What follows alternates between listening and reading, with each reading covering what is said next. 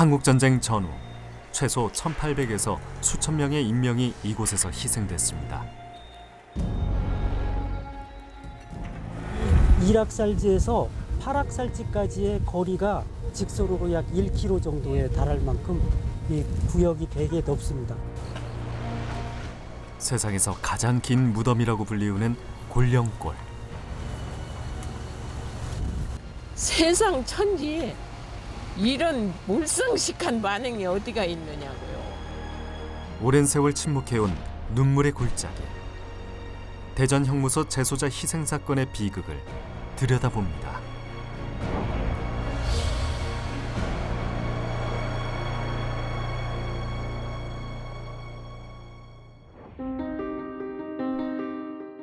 대한민국의 중심부에 자리 잡아 중도라고도 불리우는 대전광역시. 현재 5개의 구와 79개의 행정동으로 이루어져 있습니다.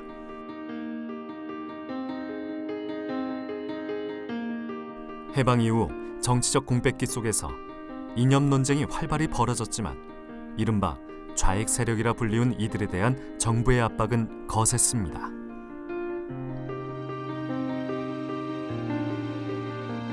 제작진은 대전 충청 지역의 민간인 희생 사건을 꾸준히 다뤄온 오마이뉴스 심규상 기자와 현장을 동행했습니다.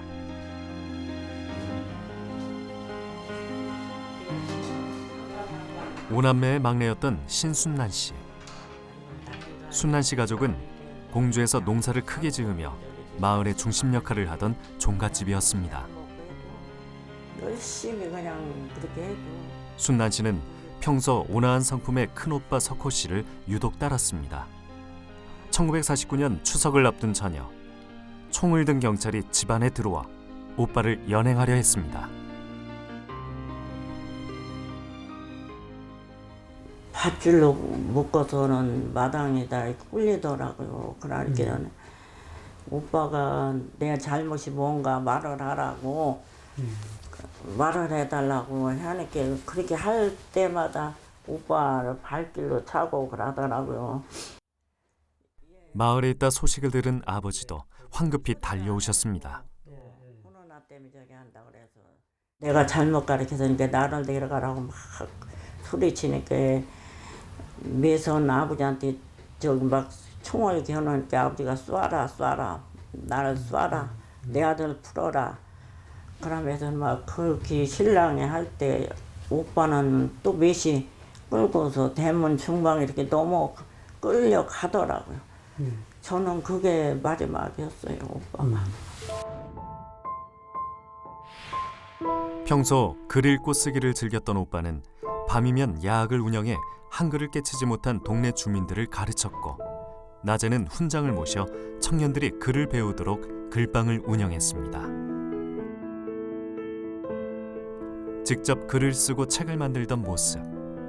순난 씨에겐 나라의 앞날을 걱정하던 오빠가 기억에 선명합니다. 하루는 오빠가 그냥 땅을 치고 막 우시더라고.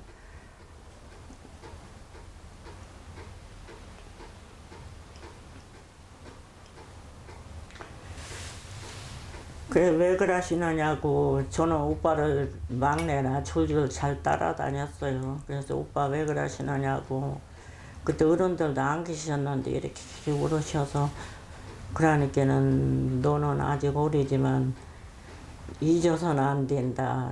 훌륭하신 분이 돌아가셨다고 백범 김구 선생님이 돌아가셨다고 그러면 그렇게 울으시더라고요. 그래서 그때는 뭐 누가 죽었길래 저렇게 울으시나 그랬지요. 근데 지금 생각하니까 참 훌륭하신 분이요.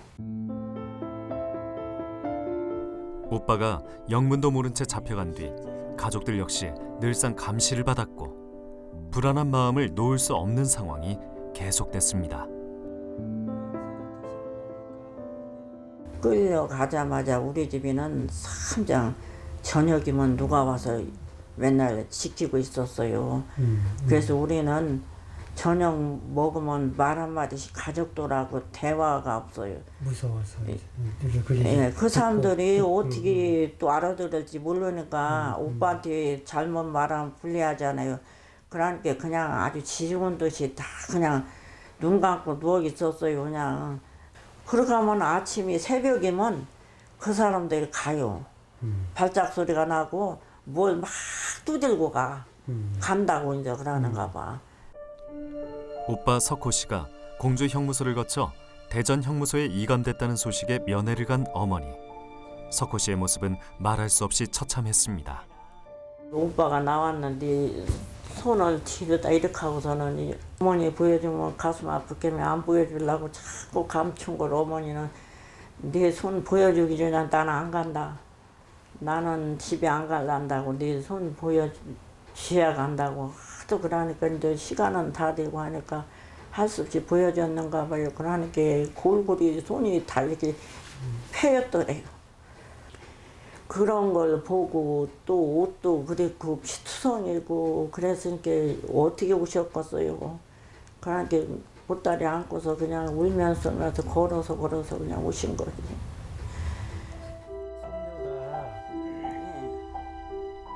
석호 씨의 죄목이 무언지 알고 싶어도 기록을 찾을 수도 없었습니다. 언제 어떻게 희생되었는지도 모른 채 50년의 슬픔을 가슴에 묻어온 순난 씨는 20년 전 유해 발굴 소식이 들리면서 오빠가 곤룡골에서 학살되었다는 실마리를 조금이나마 찾을 수 있었습니다.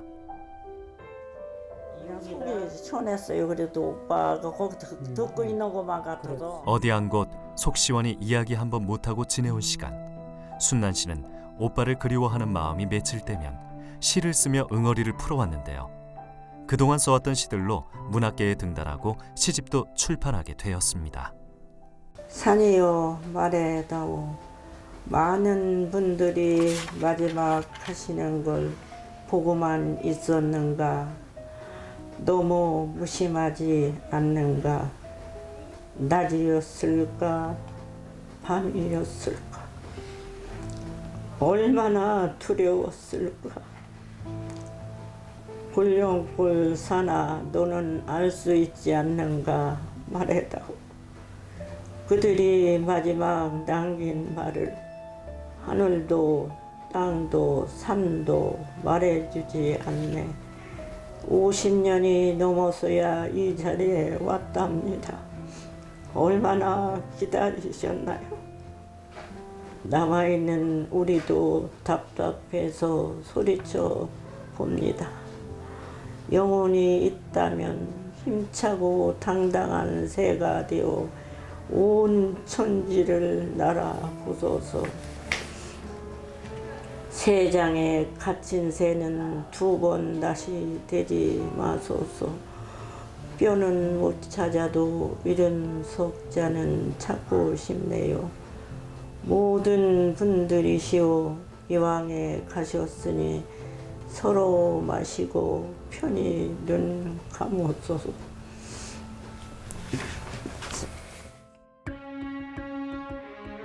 (1919년) 일제는 애국지사와 독립운동가들을 수감할 목적으로 대전 형무소를 세웠습니다.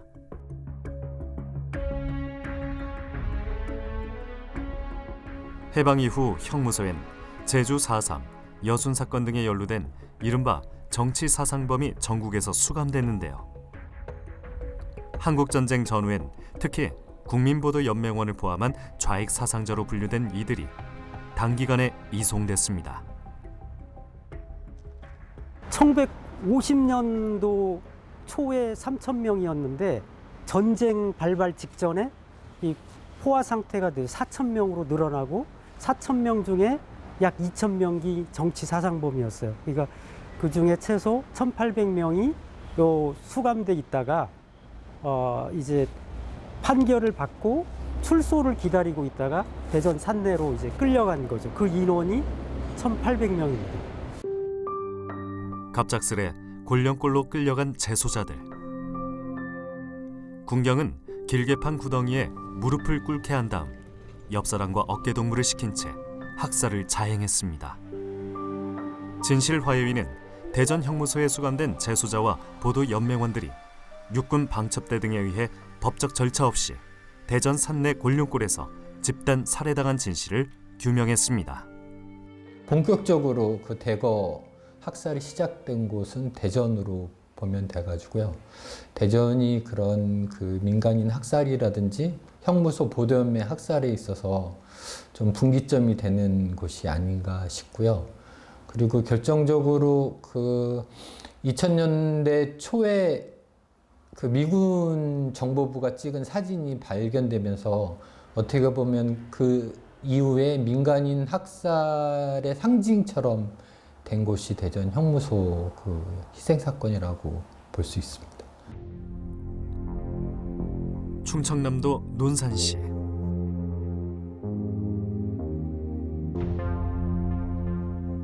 서울에서 줄곧 직장 생활을 했던 이계성 씨는 은퇴 후의 삶을 위해 논산으로 이주했습니다. 개성 씨의 고향은 전라북도 남원인데요. 아버지 현열 씨는 건국준비위원회 남원군 청년단장이었습니다. 해방 직후 어린 시절 개성 씨의 기억엔 아버지가 밤늦게 집에 돌아올 때면 늘 어머니에게 가지고 있던 권총을 맡기던 기억이 떠오릅니다.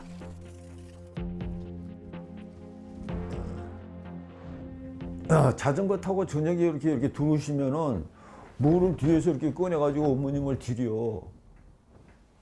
옆눈으로 이렇게 쳐다보면은 그 가죽으로 된 권총 케이스 있지 않습니까? 그걸 드린다고. 그 어머님은 저 안방에 뒷문이 있거든요. 한옥집 뒷문을 열고 장독 거기다 갖다 숨기는 것 같아. 어느 날 무장경관 등이 건국군 사무실을 침입해 동료들을 체포했다는 소식을 들은 아버지는 대원들과 경관 일행을 포위하며 석방을 요구했습니다. 현열 씨는 이 사건으로 불법 무기 소지와 테러 죄목으로 6개월 징역형을 받았습니다. 주모 작고 김창한 선생님 외에 5, 6명을 전북 도경으로 모시고 간다.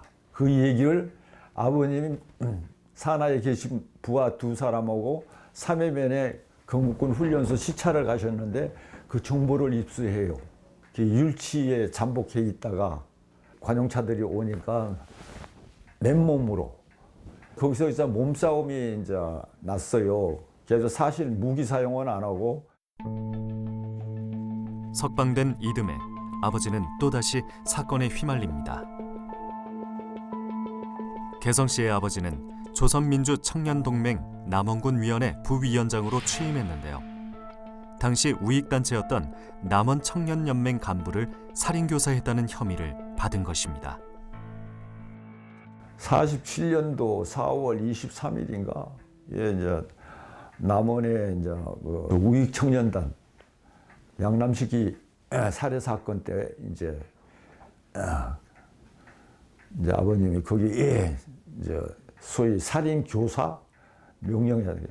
이제 박평이라는 사람하고 양현식이라는 양반하고 전종 판결문에 의하면 전종순 3사람이 그 임무를 갖다가 이제 모의는 하는 데에 이제 동참했다고 판결문에는 됐어요. 근데 사실 아버지가 했는지 안 했는지 모르지만 어머님 말씀으로는 가서 설득을 하라고 그랬는데 사고를 쳤다고, 일을 저질렀다고 이제 그런 말씀을 하시더래요. 아버지의 면회를 홀로 다녀오시곤 하던 어머니. 어느 날 어머니는 개성 씨 손을 잡고 대전 형무소를 찾았습니다. 어린 개성 씨에겐 형무소 마당의 깊은 우물과 아버지와 나눈 악수가 마지막 기억으로 남았습니다. 그 어머님 예감이 이상했던지 1950년 6.25 사변 전이 있지 않습니까? 그 3월달인가 4월달쯤 될 거예요. 그때 이제 저보고 아버지 면회를 가자. 그래가지고 제가 난생 처음 대전형무소 어머님하고 기차 타고 대전에 내려가지고 대전형무소에 들어갔었어요. 가장 큰 기억은 어린 마음이니까 두려울 거 아닙니까? 근데 제 기억으로는 그때 무기순대 어떻게 해서 면회실에서 나오셔가지고 또 물론 뭐 유심히 뭐 지금 같으면 유심히 받겠지만서도 뭐 수행인 명부 어떤 거 이런 데 붙였을 거 아닙니까? 그런 기억은 하나도 없어요. 예. 여기서 악수. 그게 마지막이었어요. 이후 아버지 생사는 알 길이 없었습니다. 남원의 인민군이 점령하자 이들은 어머니에게 희생자의 부인이라며 여성동맹위원장을 맡겼습니다. 이 때문에 국군 수복 후엔 반대로 온 가족이 토벌부대에 쫓기는 처지가 됐습니다. 제 기억으로는 3박 4일을 아무것도 안 먹고 잠도 안 자고 걸어가는데 배가 얼마나 고픈지 눈 있지 않습니까? 집어먹으면서. 이제 배가 고프면은 피곤하고 배가 고프면 잠이 오게 돼 있습니다. 그걸 예방하기 위해서 그랬는지 몰라도 옷을 째가지고 로프를 만들어가지고 각자에게 다 연결시켜서 그걸 서로 이렇게 당겨가면서 가는 그런 기억은 나요. 개성씨 가족은 이후 자수를 통해 구금 없이 방면됐고 험난한 산속 도피 생활을 끝낼 수 있었습니다. 산내에서 학살당한 아버지 유골은 찾을 수 없었지만 아버지에게 씌어진 누명이 풀려 역사의 진실이 바로잡히길 간절히 바라고 있습니다. 휴전협정이 평화협정으로만이라도 좀 돌아섰으면 좋겠어요. 미국의 간섭이 없이. 예. 제 소원입니다. 자식들의 내 자식이나 우리 손자들한테 이런 비참한 역사를 가진 국가를 물려주고 싶지 않은 그런 생각입니다. 역사를 되돌아보지 않는 국민은 미래가 없다고 그랬지 않습니까? 예. 좀 아버님이 왜 그런 우리 식구들을 고생시키는 주위 사람들을 고생시키는 그런 일을 하셨는지 이제는 조금 제 스스로도 인정하는 세상이 된 걸 여러분들 헌신에 의해서 감사하게 생각합니다.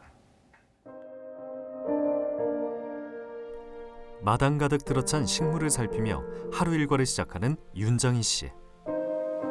논산 광성면 일대 유지였던 할아버지와 면석이었던 아버지를 둔 유복한 집안에서 자랐습니다.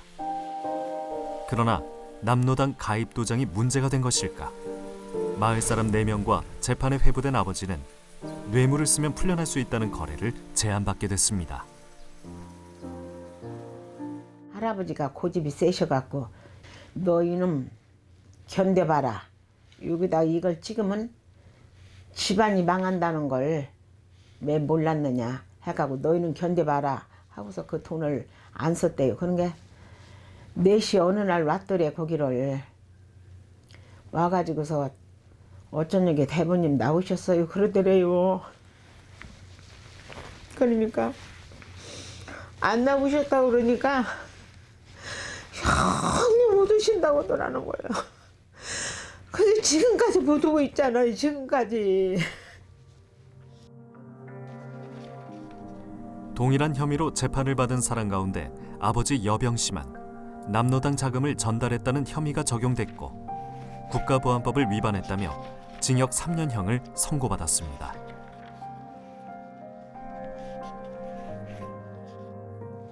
엄마가 거기 갔는데 아버지가 손을 한번 이렇게 만졌대요. 만지고 얼굴 좀 한번 이렇게 해보려고 한 게 막 그 지키는 사람이 막 들어가라고 하더라는 게 아버지가 뭔 말을 한마디 하려고 하더래요. 엄마한테. 그게 막 들어가라고 해갖고 그냥 영영 그걸로 끝난 거죠 지금. 아버지가 어디에서 희생당했는지 알 수 없는 상황 속에서 주위의 따가운 시선까지 감내해야 했던 가족들은 고향을 떠나 뿔뿔이 흩어졌습니다. 뭐 이렇게 정규 학교나 교육과정 아예 못 다녔었어요? 못했죠. 그래도 지금 제 이름 한문은 못 써도 그냥 한글로 그리기라도 하고 딴 거는 보는 건 다 보잖아요. 그러면 언제 한글하고 한글 배웠어요? 뭐 그런 게 지금 생각하면 그게 신기하다니까. 듣기만 하고 어깨너머로 저기 한 거지. 이제 쓰기는 써도 그리는 거지 뭐. 제대로 기본을 못 적였으니까. 어린 시절 친척집을 전전하며 배우지 못한 한을 묻어둔 채 살아온 정희 씨였지만 일기 진화의 출범 소식을 들은 이후 자료 수집을 위한 온갖 노력 끝에 아버지의 명예 회복을 이끌어낼 수 있었습니다. 지역사회 봉사뿐만 아니라 문중 종친의 일까지 도맡아 참여하는 정희 씨는 사회에 베푸는 삶을 사는 것이 젊은 날 안타깝게 생을 마감한 아버지 몫까지 대신하는 길이라 여깁니다. 유골이라도 찾아서 찾고 또 딴 데들은 다 이제 이름 쓰고 다 해는 저기를 보면은 유령탁 같은 걸 보면 거기다 아버지 이름 이게 어떡하겠어 이제 뭐 돌아가신 양반 뭐 살아서는 쓴 게 우리 생전에 그거나 좀 해놨으면 뭐 더 이상 지금 바라는 건 뭐 그거지 뭐요. 이름 섞자. 아버지 이름 섞자.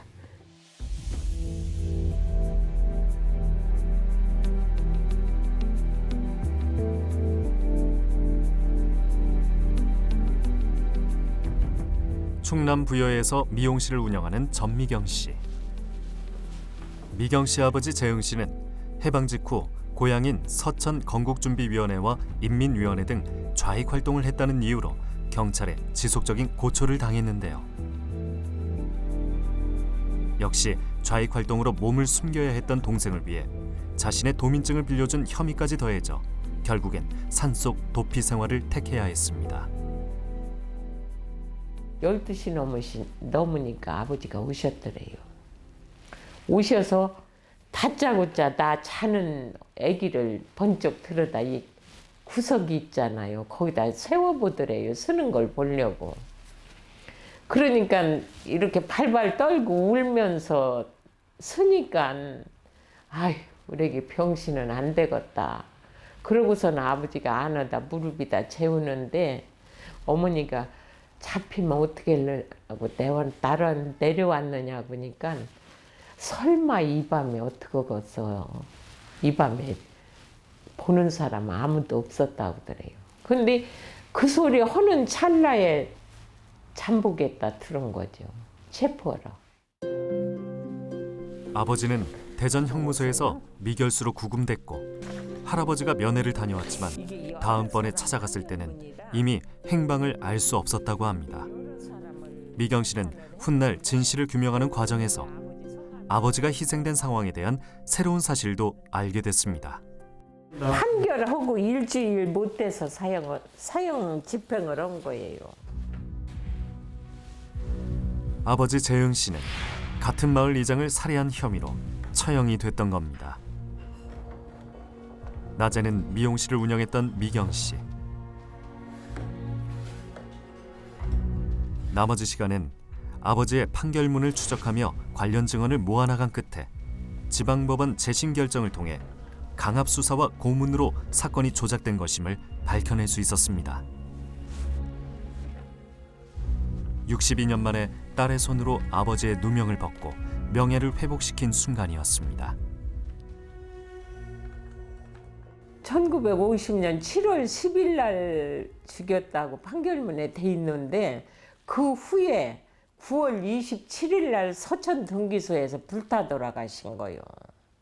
그런 양반을 아버지 보고 죽였다고 누명을 씌워가지고 얼마나 고문을 했으면 안 죽인 걸 죽였다고 했겠어요.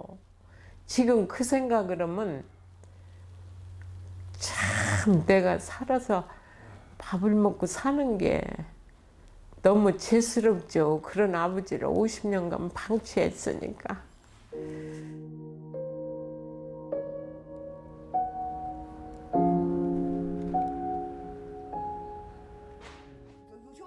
광주에서 나고 자란 박귀덕 씨. 귀덕 씨 아버지 정환 씨는 당시 여수에 주둔한 국군 14연대 소속 헌병이었습니다. 3대 독자로 30이 넘은 나이에 군에 입대했지만 헌병대에 근무한 덕에 남들보다 외출이 비교적 자유로운 편이었습니다. 그날 광주 집으로 외출을 나왔다 복귀를 준비하던 아버지의 모습이 귀덕 씨가 본 마지막 기억이 됐습니다. 큰 딸이고 뭐 아들이고 다 소용없어. 군복을 입은 아버지가 자랑스러웠던 귀덕 씨는 아버지의 복귀를 아쉬워했고 아버지는 딸을 달래며 다음을 기약했습니다. 그래 아빠는 그때 마지막 하면서 손을 흔든 것이 지금도 나 어린 시절이라도 안 잊어버려. 또 온다 아빠 온다. 이러면서 이렇게 하면서 우리 할머니한테 인사하면서 어머니 휘가 맞대갖고 다음에 올게요. 이게 마지막이었죠. 여순 사건이 발생한 시기 정환 씨는 귀대 중이었고 사건의 핵심 부대 일원이라는 이유만으로 체포가 됐던 겁니다. 귀덕 씨는 고향 생활을 정리하고 아예 대전으로 터전을 옮겼습니다. 다 버리고 왜 대전에서 아버지, 정착을 아버지를 하시고. 위해서 내가 혼자 있은 게 내가 해야지. 누가 할 사람이 없다. 내가 아버지 곁에로 가서 아버지 일을 해야 돼. 내가 다니기도 힘들고 새벽에 4시 일어나서 여기 오면 9시 되고 보고 가면 저녁 9시 되더라고. 살아오는 동안 아버지가 주었던 사랑을 한시도 잊어본 일이 없던 귀덕 씨. 방 한켠에는 아버지를 추모하는 자리를 마련해뒀습니다. 10만 원 주고 5만 원 저 쓰고 내가 5만 원 여기다 담아놨어. 여기다 노잣돈 하라고 아버지. 이 잠이나 자기가 잊을까 모르지 잊어본 적이 없어 나는. 잊어본 날이 하루도 없어. 아버지 나 가만 있습니다. 그 옆에 갈 것인지 기다려. 아버지 옆에로 갈게. 아버지 너무 많이 보고 싶은데.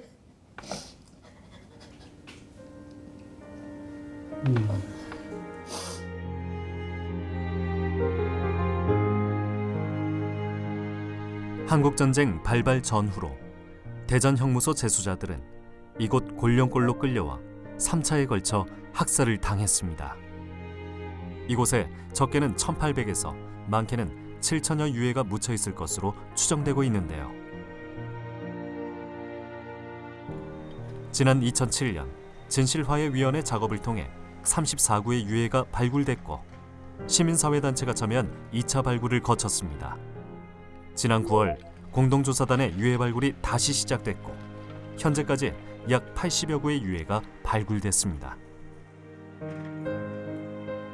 이번 유해 발굴은 곤령골 평화역사공원 조성을 위한 작업의 일환으로 시작됐는데요. 발굴이 마무리되는 대로 행정안전부는 2024년까지 이곳에 전국 단위의 추모 공간 건립을 계획하고 있습니다.